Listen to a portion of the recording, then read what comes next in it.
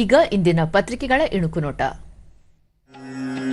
ಶಿಕ್ಷಣಕ್ಕೆ ಭಾರತದ ಹೂಡಿಕೆ ಹೆಚ್ಚು, ಇನ್ಕ್ಯುಬೇಟರ್ ಕೇಂದ್ರ ಉದ್ಘಾಟನೆ, ನಿರ್ಮಲಾ ಸೀತಾರಾಮನ್ ಅಭಿಮತ.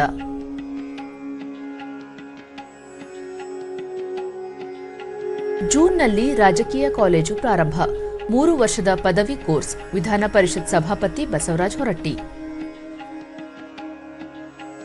ಬಿಪಿಎಲ್ ಅರ್ಹತೆ 45 ದಿನ ಗಡುವು, ಅನರ್ಹ ಪಡಿತರ ಚೀಟಿ ಎಪಿಎಲ್ಗೆ ಪರಿವರ್ತನೆ, ಮುಖ್ಯಮಂತ್ರಿ ಅಸ್ತು.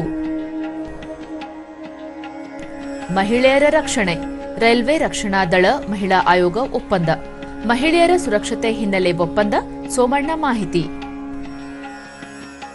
ಇಂದಿನಿಂದ ರಣಜಿ ಟ್ರೋಫಿ 91ನೇ ಆವೃತ್ತಿ, ಪ್ರಶಸ್ತಿಗೆ 32 ತಂಡಗಳ ಸೆಣಸು. ಇವು ಇಂದಿನ ಪತ್ರಿಕೆಗಳ ಪ್ರಮುಖ ಸುದ್ದಿ. ಉಳಿದಂತೆ 6 ಲಕ್ಷ ಭಕ್ತರಿಂದ ಹಾಸನಾಂಬೆ ದರ್ಶನ, 4.21 ಕೋಟಿ ರೂಪಾಯಿ ಸಂಗ್ರಹ, 7.5 ಕಿಲೋಮೀಟರ್ ಬ್ಯಾರಿಕೇಡ್ ವ್ಯವಸ್ಥೆ.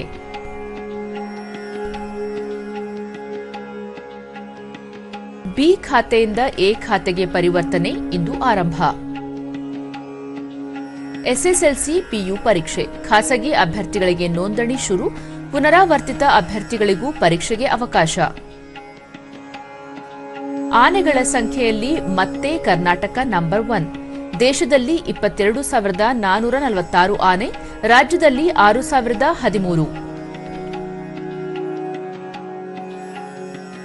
ಭಾನುವಾರದಿಂದ ಆಸೀಸ್ ವಿರುದ್ಧ ಏಕದಿನ ಸರಣಿ, ಇಂಗ್ಲೆಂಡ್ನಿಂದ ಮರಳಿದ ವಿರಾಟ್, ತಂಡ ಸೇರಿಕೊಳ್ಳಲು ಕೊಹ್ಲಿ ವಾಪಸ್.